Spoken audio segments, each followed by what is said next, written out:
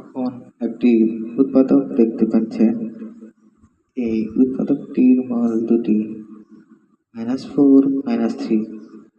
এটি আমি ক্যালকুলেটরে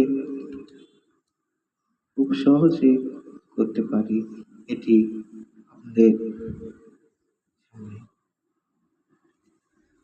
যেমন আপনারা আগে ক্যালকুলেটরে এভাবে তুলবেন,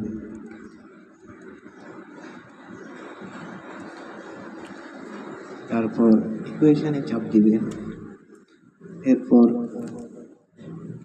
চাপ দিবেন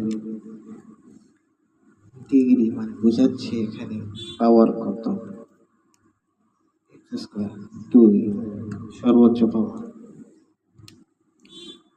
এরপর x স্কয়ারের সহগ, x এর সহগ এবং ধ্রুবক পদের সহগ তুলতে হবে।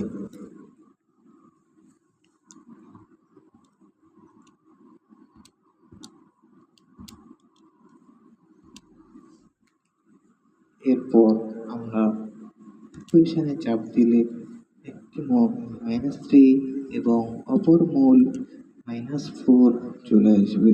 এভাবেই আমরা একটি উৎপাদকের বা সমীকরণের মূল বের করতে পারি।